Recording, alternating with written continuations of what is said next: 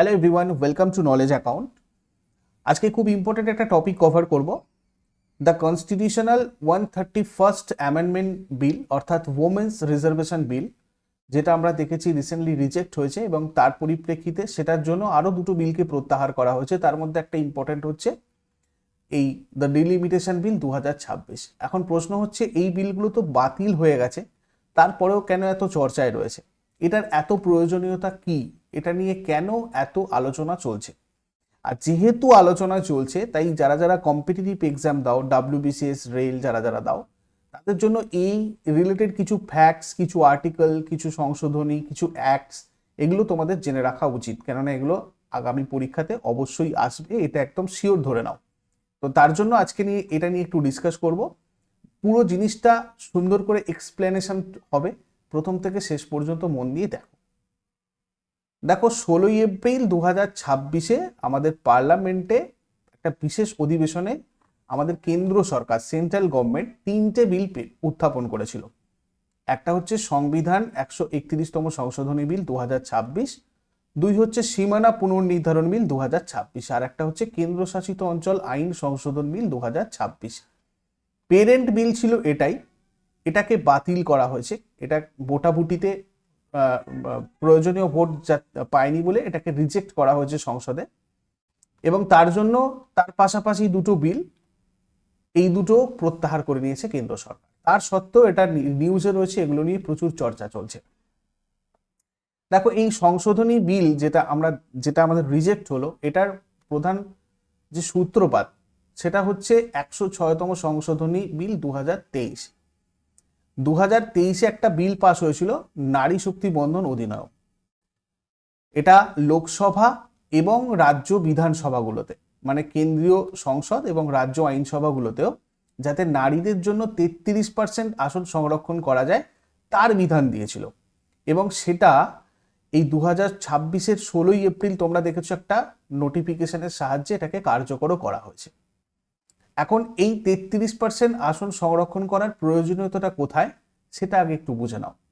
আমাদের পুরো ওয়ার্ল্ডে যদি দেখি, টোটাল ওমেন পপুলেশন 50% এবং ওমেন ইন পার্লামেন্ট 25%, অর্থাৎ ওমেন পার্টিসিপেশন 25% পুরো ওয়ার্ল্ড এর যদি তুমি দেখো।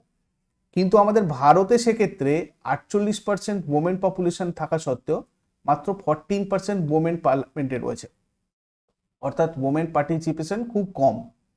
তো এটার জন্য আমাদের 1992 সালের যে 73তম এবং 74তম অ্যামেন্ডমেন্ট অ্যাক্ট হয়েছিল, তোমরা সবাই জানো, যেখানে পঞ্চায়েত, মিউনিসিপ্যালস, লোকাল সেলফ গভর্নমেন্ট নিয়ে আলোচনা হয়েছিল। সেখানে বেশ কিছু সংশোধন করা হয়েছিল এবং সেখানে 33% রিজার্ভেশনের কথা বলা হয়েছিল রাজ্য আইনসভাগুলোতে।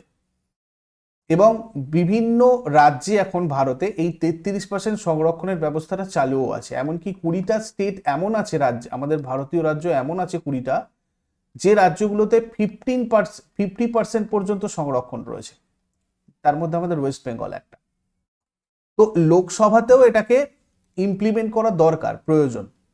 কেন কিন্তু করা যাচ্ছে না? প্রথমে দেখো কেন করা যাচ্ছে না। 2026-এর 16ই অক্টোবর একটা কার্যকর হওয়ার পরেও এটা করা যাচ্ছে না কেন? তার কারণ হচ্ছে, এখানে একটা শর্ত ছিল যে এটাকে ইমপ্লিমেন্ট তখনই করা যাবে, একটা সেন্সাস হবে, তারপর ডিলিমিটেশন হবে, তারপর 33% রিজার্ভেশনটাকে ইমপ্লিমেন্ট করা হবে।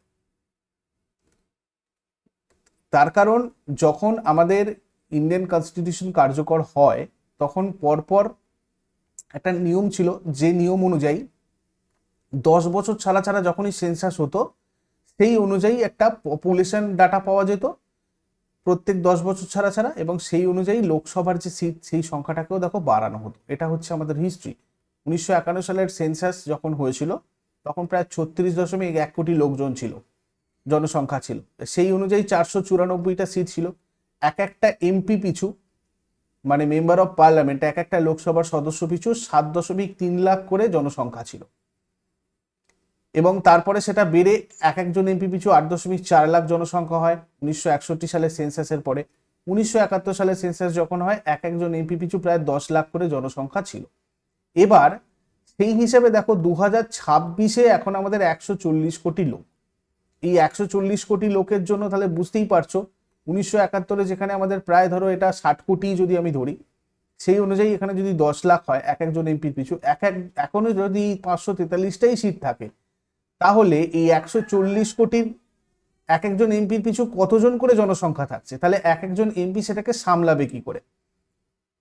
তো সেটা একটা কারণ, এটার জন্য এটার একটা প্রয়োজনীয়তা রয়েছে, মানে আসন সংখ্যা বাড়ানোর লোকসভায়। কিন্তু এই পেরেন্ট বিলটা ভোটাভুটির কারণে বাতিল হয়ে যায়, 131তম সংশোধনী বিলটা। কেননা আমাদের কেন্দ্রীয় সরকার চাইছিল যে আমরা এটাকে কার্যকর করার জন্য না ওয়েট করে 2011 সেন্সাসেই যে ডাটা পেয়েছি সেই ডাটা অনুযায়ী ডিলিমিটেশন করা হোক, এবং ডিলিমিটেশন করে এই রিজার্ভেশন ইমপ্লিমেন্ট করা হোক। কেননা এর পরবর্তী সেন্সাস হতে গেলে টাইম লাগবে, এবং সেক্ষেত্রে হয়তো দেখা যাবে নেক্সট যে আমাদের ইলেকশন হবে 2029-এর যে নির্বাচন, সেখানেও হয়তো এটা ইমপ্লিমেন্ট করা যাবে না, কেননা তার একটা প্রসেসিংয়ে টাইম লাগে। সেন্সাস হতে ধরো এখনো তোমার 2027-এর শেষ পর্যন্ত হয়ে যাবে, তারপর তার ডিলিমিটেশন হতে হতে আরো 1-2 বছর লেগে যাবে, প্রায় দেখবে 2029-এর কাছাকাছি চলে এলো, তারপর তো আমাদের লোকসভার নির্বাচন চলে আসবে। তো সেক্ষেত্রে হয়তো এটা করা যাবে না, সেই জন্য আর দেরি না করে 2011 সেন্সাসের যে ডেটা, সেই ডেটা অনুযায়ী এটাকে পরিবর্তন করতে চাইছিল কেন্দ্র সরকার, যার জন্য এই 3টে বিল পাস করেছিল এটাকে ইমপ্লিমেন্ট করার জন্য। কিন্তু এটা ভোটাভুটির কারণে এই পেরেন্ট বিলটা যেহেতু রিজেক্ট হয়, তাই এই দুটো বিলকেও প্রত্যাহার করে নেওয়া হয়। এবার ঘটনা হচ্ছে, এই ব্যাপারটাকে বোঝার জন্য আমাদের 3টে বিলকে একবার আগে দেখতে হবে, আর 3টে বিল রিলেটেড যা যা ফ্যাক্টস আছে সেগুলো একবার দেখতে হবে, তবে আমরা আরো পুরোপুরি ক্লিয়ার বুঝতে পারবো যে এই 3টে বিলের সাথে কোথায় কানেকশন রয়েছে, কেন এই 3টে বিল, মানে এইটাকে ইমপ্লিমেন্ট করার জন্য কেন এই 3টে বিলকেই করা হলো। তার জন্য দেখো বিলগুলো ভালো করে দেখো, বুঝতে পারবে। এই যে কনস্টিটিউশনাল 131st অ্যামেন্ডমেন্ট বিল 2026, এটা বিল নাম্বার 107 2026-এ যেটা প্রণয়ন করা হয়েছিল, এটার নাম হচ্ছে constitutional 131st amendment bill 2026। Shri Arjun Ram Meghwal এটা উত্থাপন করেছিলেন। এটা কম্পিটিটিভ এক্সাম যারা দেবে তাদের জন্য খুবই গুরুত্বপূর্ণ। কেন্দ্রীয় আইন এবং বিচারমন্ত্রী আমাদের শ্রী অর্জুন রাম মেঘওয়াল এটাকে উত্থাপন করেছিলেন লোকসভায়। 16ই এপ্রিল 2026-এ উত্থাপন করা হয়েছিল। ঠিক আছে, সরকারি বিল, এটা একটা সংবিধান সংশোধনী বিল। উদ্দেশ্য কি ছিল? আদমশুমারি বা সেন্সাসের ভিত্তিতে সংসদীয় আসনকে পুনর্বিন্যাস করা, মানে আসনগুলো নতুন করে ভাগ করা, ডিলিমিটেশন। সংসদে মহিলাদের জন্য 33% আসন সংরক্ষণ, যেটা সেটাকে সিকিউর করা, নিশ্চিত করা, ইমপ্লিমেন্ট করা। তারপর লোকসভার সদস্য সংখ্যা বৃদ্ধি, এটা আর্টিকেল 81 থেকে আমরা পাই। আর্টিকেল 81-এর সংশোধন করা এই বিলে বলা ছিল। আর্টিকেল 81-এ কি ছিল? Composition and structure of Lok Sabha, অর্থাৎ প্রত্যেকবারে পপুলেশন বেসড একটা রিপ্রেজেন্টেশন, পপুলেশন ডাটা যেটা পাওয়া যায়, কত লোক সংখ্যা থাকে, কত জনসংখ্যা থাকে, তার ভিত্তিতে আমাদের লোকসভার সিটটাকে পরিবর্তন করা, সিটটাকে অ্যালট করা। ঠিক আছে, এখন তো বর্তমানে আমাদের 550টা হাইয়েস্ট আছে, তো এটাকে 1971 পর্যন্ত এটা পরপর চেঞ্জ হয়েছে, যেটা তোমাদের একটু আগেই দেখালাম।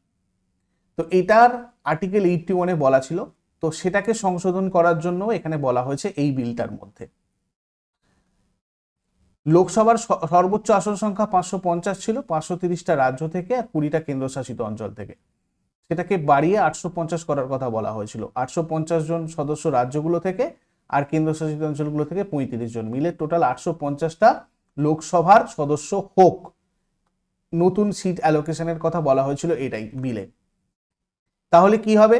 সংসদের প্রতিটা এলাকার আকার ছোট হবে, তাই মানুষের সাথে জনপ্রতিনিধিদের যোগাযোগ আরও সহজ হবে। যেটা বলছিলাম যে 140 কোটি লোক, সেই অনুযায়ী আমাদের যদি এমপি না হয়, এক একজন এমপি যদি মানে 10 লাখ পর্যন্ত ছিল 1971-এ এক একজন এমপি পিছু, এবার সেটা এখনোই যদি থাকে, এখন দেখা যাবে আরো অনেক বেশি হয়ে গেছে। তো এটা যাতে ঠিকঠাক ডিস্ট্রিবিউশন হয়, সেটার উদ্দেশ্যে এটা করা হয়েছে। এটা এফেক্টিভ করার জন্য বিলে বলা হয়েছিল, কেননা 1951 থেকে 1971 পর্যন্ত এই জিনিসটা হয়ে এসেছিল আর্টিকেল 81 অনুযায়ী। তারপর কেন বন্ধ হলো সেটাও আমরা দেখব। 82 এর সংশোধনের কথাও বলা হয়েছে, ডিলিমিটেশন, অর্থাৎ এই যে পপুলেশন বেসড রিঅ্যাডজাস্টমেন্ট। ডিলিমিটেশন মানে হচ্ছে রিঅ্যাডজাস্টমেন্ট, মানে যতগুলো সিট আছে, ধরো 550টা সিট আছে, সেটাকে এইটা 850 করার কথা বলা হচ্ছে। এটা হচ্ছে সিট অ্যাডজাস্টমেন্ট, লোক সংখ্যা অনুযায়ী ভাগ করে দেওয়া। তো 1971 সালে জনশুমারির উপর ভিত্তি করে এটা ঠিক করা আছে। এবার 2026 সালের পরবর্তী যে জনশুমারি হবে, আমাদের সেন্সাস হবে, সেই পর্যন্ত অপেক্ষা না করে, মানে 2027 সালে আমাদের ফাইনাল হয়তো আমরা ডেটা পাবো নতুন সেন্সাসে, সেই পর্যন্ত অপেক্ষা না করে, কেন অপেক্ষা করা হচ্ছে না? কেননা ওটার যে প্রসেসিং সেটা হতে হতে দেখা যাবে 2029-এও হয়তো এই ওমেন রিজার্ভেশনটা ইমপ্লিমেন্ট করা গেল না লোকসভার ক্ষেত্রে। তো 2011 সালের তো আমাদের একটা সেন্সাসের ডেটা আছে, 2011 সালের সেন্সাসের ডেটা অনুযায়ী এটাকে করা হোক, ডিলিমিটেশন করা হোক। তো এটাকেও একটা ওই জন্য সংশোধন করার কথা বলা হয়েছে। দেখো এখানে একটা জিনিস সবার মনের মধ্যে যাচ্ছে যে এই 1971-ই কেন 1971-এর পরে এই ডিলিমিটেশনটা বন্ধ হয়ে গেল। তো তার জন্য আমি তোমাদেরকে একটা জিনিস একটু ভালো করে বলছি, বুঝে নাও, এটা খুব ইম্পর্টেন্ট এবং এই পুরো ভিডিওটার এইখানেই মেন কনসেপ্টটা লুকিয়ে আছে। আর্টিকেল 81, আর্টিকেল 82 বা আর্টিকেল 170-তে এতক্ষণ আমরা তো যেটা দেখলাম যে আমাদের 1951 সাল থেকে যে সেন্সাস হচ্ছিল সেই অনুযায়ী যে পপুলেশন ডাটা পাচ্ছিলাম সেই অনুযায়ী সিটগুলো অ্যালোকেট করা হচ্ছিল, বাড়ানো হচ্ছিল পরপর, দেখো ধারাবাহিকভাবে। তার পরবর্তীতে কি হলো দেখো, এই 1971-এর পরবর্তীতে আমরা জানি ইন্দিরা গান্ধী গরিবি হটাও স্লোগান দিয়েছিলেন। তখন আমাদের দেশে খুব মন্দা চলছিল, যুদ্ধের পর পরবর্তী সময়টায় আমাদের দেশের লোকজন ঠিকঠাক করে খেতে পেত না। আমাদের যে বেসিক নিড মানে অন্ন বস্ত্র বাসস্থান সেগুলোও আমাদের ঠিকঠাক করে জুটতো না। তো সেটার কারণ হিসাবে আমাদের সরকার ঠিক করলো যে আমাদের জনগণ মানে জনসংখ্যা বেড়ে যাচ্ছে, দ্রুত জনসংখ্যা বৃদ্ধি হচ্ছে। তো আমাদের এই গরিবিটাকে মেটানোর জন্য, এই পোভার্টিটাকে দূর করার জন্য আমাদের একটা প্রধান কারণ হচ্ছে ওভার পপুলেশন, অর্থাৎ জনসংখ্যার যে বৃদ্ধি, মানে যতটা পপুলেশন হওয়া উচিত আমাদের তার থেকে বেশি পপুলেশন হয়ে যাচ্ছে, ওভার পপুলেশন, যার জন্য একটা ন্যাশনাল পপুলেশন পলিসি সেই সময় আনা হয়েছিল। ন্যাশনাল পপুলেশন পলিসি এটা কবে আনা হয়েছিল? 1976-এ। খুব ইম্পর্টেন্ট, মনে রাখবে। এবার এই ন্যাশনাল পপুলেশন পলিসিতে কি বলা হলো যে প্রপার ফ্যামিলি প্ল্যানিং করা হবে। আমরা বিভিন্ন এর থ্রু দিয়ে বিভিন্ন ধরনের মানে ইনিশিয়েটিভ আনা হলো যাতে করে লোকজন কি করে, ফ্যামিলি প্ল্যানিংটা ঠিকঠাক করে এবং পপুলেশনটা কন্ট্রোল করে। বিভিন্ন স্টেটকে সেই কথা বলা হলো এই পলিসি অনুযায়ী যে তোমরা নিজেদের আলাদা আলাদা রাজ্যে যে যার পপুলেশনটা কন্ট্রোল করার চেষ্টা করো। এবার যদি এটা করা হয় তাহলে কি হবে দেখো, 1971-এর পর তাহলে পরবর্তী যে সেন্সাস হবে, ঠিক আছে, সেই সেন্সাস অনুযায়ী কোনো কোনো স্টেট পপুলেশন যদি কন্ট্রোল করে ফেলে তাহলে তার জনসংখ্যা বাড়বে না। আবার কোনো কোনো স্টেট যদি পপুলেশন কন্ট্রোল মানে না করে তাহলে তার জনসংখ্যা বেড়েই যাবে। তাহলে সেই অনুযায়ী এর পরবর্তী যে জনসংখ্যা হবে 1981-তে, সেখানে তাহলে কি হবে দেখা যাবে, এখানে হয়তো এই নিয়ম অনুযায়ী আমাদের পপুলেশন বাড়ছে, সিটও বাড়ছে, কিন্তু বিভিন্ন রাজ্য যারা পপুলেশন কন্ট্রোল করছে এই পলিসি মেনে, তাদের কিন্তু সিট সংখ্যা এক একজন এমপি পিছু কমে যাবে। মানে তাদের রাজ্যের এই লোকসভার যে সিট সেটা কিন্তু কমে যাবে এবং সেক্ষেত্রে তারা উইক হয়ে পড়বে যাদের বেশি তাদের ক্ষেত্রে। তো এই কারণে ঠিক করা হলো একটা 1976 সালের 42তম অ্যামেন্ডমেন্ট অ্যাক্ট পাস হলো, যেখানে বলা হলো যে আর্টিকেল 82 170 যেটা পিরিয়ডিক্যাল অ্যাডজাস্টমেন্টের কথা বলা হয়েছিল, এই জায়গাটা 1971 সালের যেটা আছে 1971 সালের ডেটা অনুযায়ী ফ্রিজ থাকবে। ফ্রিজ থাকার মানে হচ্ছে এই যে ধরো 1971 সালে সেন্সাস হয়েছিল, সেটা ডিলিমিটেশন হয়েছিল 1973 সালে এবং তখন 543টা সিট বলা হয়েছিল, এটাকে বলা হলো ফ্রিজ হয়ে থাকবে। অর্থাৎ যদিও এর থেকে বেশি লোক সংখ্যা হয় পরবর্তীতে আর এই সিট অ্যালোকেশন হবে না, যার জন্য 1971 সালের পর থেকে এই ডিলিমিটেশনও হয়নি এবং নতুন করে আমাদের আর লোকসভার মানে সিট সংখ্যা বাড়েনি, লোকসভার আসন সংখ্যা বাড়েনি। ঠিক আছে, এবার দেখা গেল 1976 সালে এটা হওয়ার পর মোটামুটি অনেক স্টেট খুব ভালো ফল করছে, অনেক স্টেট নিজেদের পপুলেশন কন্ট্রোল করছে। তো সেটা দেখে আমাদের সরকার ঠিক করলো যে ঠিক আছে, যখন ভালো ফলাফল পাওয়াই যাচ্ছে তাহলে এটাকে আরেকটু বাড়ানো হোক বলে কি করা হলো, 84th অ্যামেন্ডমেন্ট অ্যাক্টে বলা হলো যে মানে 2001 সালের আইনে লোকসভা, এটা হয়েছিল 2001-এ, ঠিক আছে। সেখানে বলা হলো 2001-এও একটা সেন্সাস হয়েছিল, তো ওখানে বলা হলো রাজ্য আর বিধানসভার আসন সংখ্যা 2026 সাল পর্যন্ত অপরিবর্তিত রাখা হবে। 2026 সাল পর্যন্ত এটাকে অপরিবর্তিত রাখা হবে। বোঝা গেল? এখানে কোনো রকম ভাবে সিট সংখ্যা আর বাড়বে না। তাহলে কি হবে? প্রত্যেকটা রাজ্য এই ন্যাশনাল পপুলেশন পলিসি 1976 এর ওপর মন দিতে পারবে। তো এই কারণেই 1971 সালের পরে এই লোকসভার আসন সংখ্যা আর বাড়েনি। এবার 2026 পর্যন্ত বলা ছিল 84th অ্যামেন্ডমেন্ট অ্যাক্টে, ঠিক আছে। জনসংখ্যা বাড়লেও এরপরে তাহলে কি হয়? আসন সংখ্যা কিন্তু বাড়ানো হয়নি। তো এই কারণেই 1971-এর ব্যাপারটা। এবার দেখো আর্টিকেল 82 সংশোধন যেটা করা হলো, এখানে ব্যাপারটা হচ্ছে কি, যে বিলটা পাস হলো সেটা সংসদকে এই ক্ষমতা দিচ্ছে, কোনো জনশুমারি তথ্যের ভিত্তিতে সীমানা নির্ধারণ হবে, সেটা সংসদ আইন করে ঠিক করবে। এই বিলটাতে, নতুন বিলটাতে বলা হয় এর ফলে রাজ্যগুলোর বর্তমান জনসংখ্যা অনুযায়ী লোকসভায় তাদের প্রতিনিধিদের সংখ্যা পরিবর্তিত হবে। 1971-এ যেটা ফ্রিজ করা হয়েছিল সেটা তাহলে চেঞ্জ হবে। এবং উত্তর ভারতের রাজ্যগুলো যেমন উত্তরপ্রদেশ, বিহার, এদের আসন সংখ্যা তাহলে উল্লেখযোগ্যভাবে বৃদ্ধি পাবে, কেননা এদের জনসংখ্যা পপুলেশন কন্ট্রোল হয়নি। দক্ষিণ ভারতের রাজ্যগুলো তাদের পপুলেশন কন্ট্রোল করেছে, কিন্তু উত্তর ভারতের রাজ্যগুলো ঠিকঠাক করে পপুলেশন কন্ট্রোল করেনি। তাহলে উত্তর ভারতের যেহেতু জনসংখ্যা বেশি এই রাজ্যগুলোর, তাহলে এখানে সিট অ্যালোকেশন বেশি হয়ে যাবে, এখানে বেশি আসন সংখ্যা হয়ে যাবে। এছাড়া এই বিলের আরেকটা যেটা জিনিস, সেটা হচ্ছে 2023 সালে এই যে 106তম সংবিধান সংশোধন আইনে মহিলাদের 33% সংরক্ষণের কথা বলা হয়েছিল, সেটা তো বললাম আমি যে আদমশুমারি এবং সীমানা নির্ধারণ, অর্থাৎ একটা সেন্সাস এবং ডিলিমিটেশনের উপর ডিপেন্ড ছিল, শর্ত ছিল যে এগুলো করলে তবে এটাকে ইমপ্লিমেন্ট করা যাবে।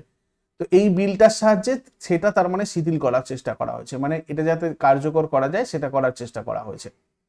ওকে, তো এর কাজ শেষ হলেই 2029-এ যাতে 2011 সালের সেন্সাসের ডেটা দিয়ে ডিলিমিটেশন করে এটাকে কার্যকর যদি করা যায়, তাহলে 2029 সালের লোকসভা নির্বাচন যেটা হবে সেখান থেকে মহিলাদের 33% আসনটা সংরক্ষিত হবে। এই সংরক্ষিত 33% এর মধ্যে তফসিলি জাতি, তফসিলি উপজাতি মহিলাদের জন্য উপকোটাও থাকবে। এখন তোমরা এখানে একটা জিনিস খালি বলতে পারো যে দেখুন স্যার, 550 যদি আমাদের সিট থাকে, এই 550 সিটে এখনই তো তাহলে আমরা, যেটা এখন কথা উঠছে চর্চায়, যে 550টা যে এমপি রয়েছে বা মেম্বার অফ পার্লামেন্টের সর্বোচ্চ সদস্য সংখ্যা রয়েছে, এখানেই তো আমরা এখন ওমেন রিজার্ভেশনটা আনতে পারি, এর মধ্যে 33% ওমেন পার্টিসিপেশন আনতে পারি, তাহলে তো সব সমস্যার সমাধান হয়ে যায়। কিন্তু ঘটনা হচ্ছে 550টা যে এমপি আছে, যদি এর মধ্যে 33% আমরা মহিলাকে নিয়ে আসি, তাহলে অলরেডি যারা এমপি হিসাবে এখানে নির্বাচনে লড়েছেন, এমপি হয়েছেন, তারা পরবর্তীতে কোথায় যাবে? তো সেটাও একটা আমাদের কাছে কিন্তু প্রশ্ন। তার জন্য এই 33% মহিলা আনতে গেলে আমাদের এই আসন সংখ্যাটাকেও বাড়ানো উচিত। যাই হোক, দ্য ডিলিমিটেশন বিল 2026 কি বলছে দেখো। এটাও উত্থাপন করেছেন শ্রী অর্জুন রাম মেঘওয়াল, কেন্দ্রীয় আইন এবং বিচার মন্ত্রী। 16 এপ্রিল 2026 সালে সংসদে উত্থাপন হয়েছিল এবং এটাও একটা সরকারি বিল, ফাইন্যান্সিয়াল বিল। এই বিলটা ভারতের নির্বাচনী এলাকার সীমানা আর সংসদীয় আসন সংখ্যার আমূল পরিবর্তনের রূপরেখা তৈরি করেছে। মানে একদম ইন্টারকানেক্টেড আর কি, ওই ডিলিমিটেশন করা হবে আর কি, এলাকাটাকে চেঞ্জ করা হবে, ঠিক আছে। মানে এই বিলের সব থেকে উল্লেখযোগ্য পরিবর্তন হচ্ছে লোকসভা আর রাজ্য বিধানসভাগুলোর আসন সংখ্যা বাড়ানোর প্রস্তাব।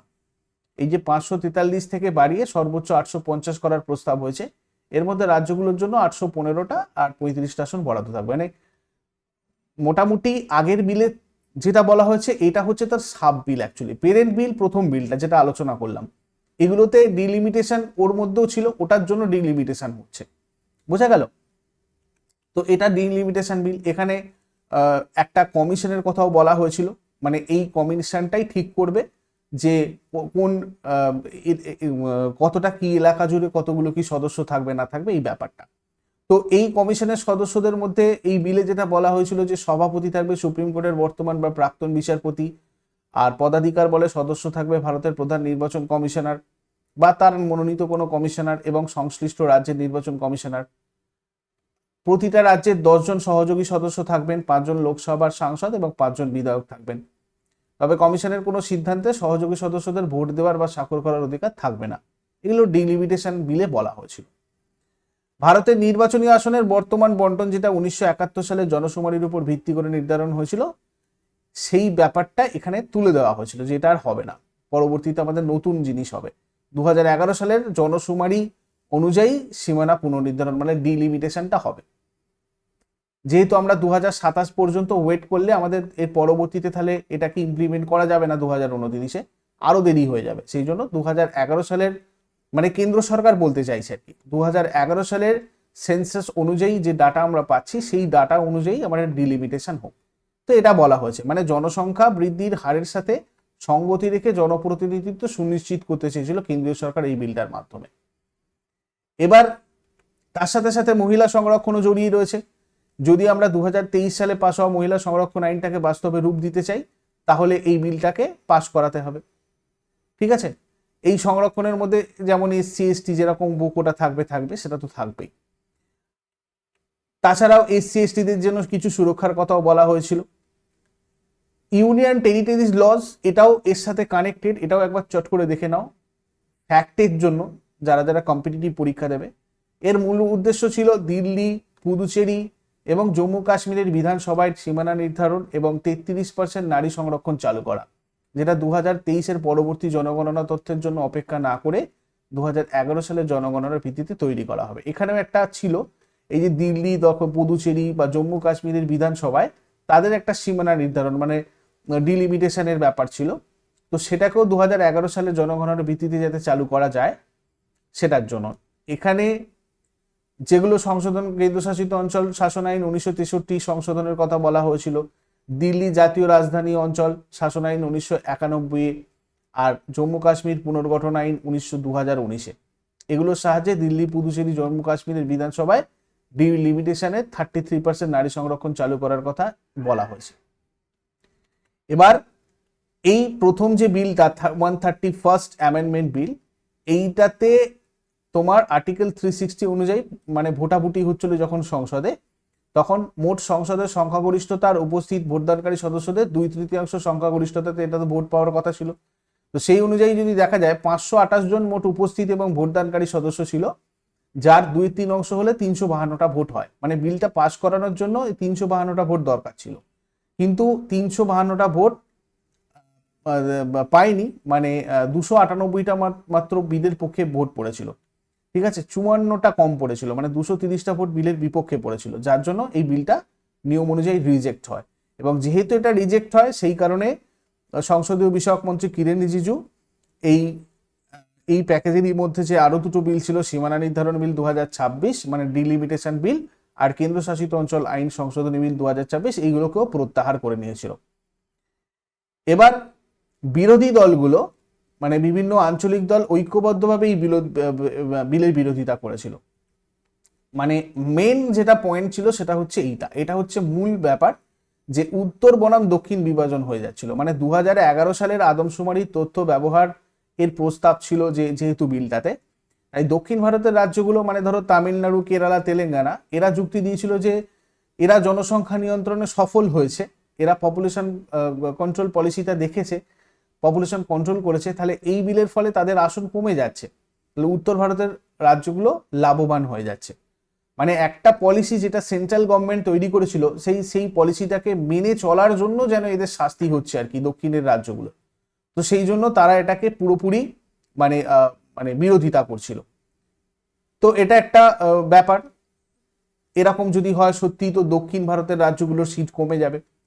আরেকটা যেটা সেটা হচ্ছে সরকার নারী সংরক্ষণকে ডিলিমিটেশনের সাথে যুক্ত করেছিল। বিরোধীদের দাবি ছিল যে সীমানা পুনর্নির্ধারণের অপেক্ষা না করে এখনই নারীদের জন্য 33% আসন সংরক্ষণ কার্যকর করুক, অসুবিধাটা কোথায়? ঠিক আছে, তো এর একটা অসুবিধা কেন্দ্র সরকার যেটা বলেছে যে ওই যে যদি যে কটা এমপি এখন রয়েছে সেই অনুযায়ী যদি 33% এখনই ইমপ্লিমেন্ট করে দেওয়া হয়, তাহলে যারা অলরেডি এমপি হিসাবে আছে তাদের কি হবে? তাহলে এটা করা গেলে একমাত্র সিট সংখ্যা বাড়িয়ে করা উচিত, এবং 2023-এর আইনেও কিছুটা সেই জিনিসটা বলা আছে। তো ব্যাপারটা এটাই যে দেখো আমাদের এই যে ওমেন রিজার্ভেশন, এটা চর্চায় থাকার কারণ হচ্ছে এইটা আমাদের দরকার, যেহেতু ওয়ার্ল্ডের ডেটা দেখছি আমরা 50%-এর মধ্যে 25% ওমেন পার্টিসিপেশন রয়েছে পার্লামেন্টে, কিন্তু আমাদের ইন্ডিয়াতে লোকসভাতে এখনো হয়নি। যদিও বিধানসভাগুলোতে অনেক জায়গাতেই এই ব্যাপারটা সিকিউর হয়েছে, কিন্তু আমাদের লোকসভাতে এখনো হয়নি। এবার এটা করা উচিত, কিন্তু এটাও ঠিক ন্যাশনাল পপুলেশন পলিসি অনুযায়ী উত্তর বনাম দক্ষিণ একটা বিভাজনও তৈরি হচ্ছে, যার জন্য এই জিনিসটা এত চর্চায় আছে। আর তার সাথে সাথে এটাও দেখো, মানে একটা এমপি পিছু যদি লোক সংখ্যা বেশি থাকে, জনসংখ্যা বেশি থাকে, তাহলে সেই এমপি অতজন জনসংখ্যাকে একবারে সামলাতে পারবে না। আমাদের একটা এমপি আমরা কেন নির্বাচন করি? যাতে সে আমাদের প্রতিনিধি হিসাবে পার্লামেন্টে যায়, আমাদের জিনিসগুলোকে তুলে ধরে। তাহলে একটা এমপি পিছু যদি অনেকজন লোক সংখ্যা হয়ে যায়, সেক্ষেত্রে একটা এমপির পক্ষে সামলানো মুশকিল হয়, একটা এমপি নজর রাখতে পারে না প্রত্যেকটা দিকে। তো তার জন্য এই একটা এমপি পিছু একটা নির্দিষ্ট জনসংখ্যা ঠিক আছে, তার থেকে বেশি হয়ে গেলে অসুবিধা, তো সেটাও একটা প্রয়োজন। এই এত কিছু একসাথে মিলে এই চর্চা এখনো চলছে। এবার ভবিষ্যতে দেখা যাক কি হয়, এই বিলটা পরবর্তীকালে আবার উত্থাপন হয় কিনা, বা কোনোভাবে এই 33% ওমেন রিজার্ভেশন এটাকে ইমপ্লিমেন্ট করা যায় কিনা। তোমরা যারা যারা প্রথম থেকে শেষ পর্যন্ত ভিডিওটা দেখলে, তোমরা তোমাদের মতামত এখানে অবশ্যই ব্যক্ত করো কমেন্ট বক্সে।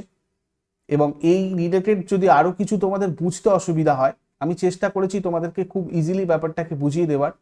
তিনটে বিলের কানেকশন কোথায় রয়েছে, কেন এগুলো আটকাচ্ছে, কেন এগুলো হওয়া উচিত, সবকিছুটাই তোমাদের সাথে আলোচনা করেছি। তোমরা ফাইনালি আমাকে কমেন্টে জানাও তোমাদের মতামত। আর বাকি যেটা রইলো সেটা হচ্ছে আমাদের নলেজ অ্যাকাউন্ট অফিসিয়াল অ্যাপে চলছে ব্যাচ। এখানে তোমাদের অলরেডি দেখো রেলওয়ের জন্য মেজর অ্যাক্টস অ্যান্ড বিলস, এটাও তোমাদের আগে করিয়ে দিয়েছি, এটাও তোমাদেরকে করালাম। এইভাবে জেনারেল কম্বাইন্ড ব্যাচ বা বুলেট 2.0-তে তোমরা কারেন্ট জিনিসগুলো কিন্তু টপিক ওয়াইজ পাবে। প্রত্যেকটা সাবজেক্টের চ্যাপ্টার ওয়াইজ ক্লাস তোমাদের এগুলোতে হচ্ছে, এক্সাম স্পেসিফিক। এবং তার সাথে সাথে টেস্ট সিরিজও রয়েছে, তোমরা চাইলে এগুলোতে যুক্ত হতে পারো। এগুলো আমাদের নলেজ অ্যাকাউন্ট অফিসিয়াল অ্যাপে চলছে।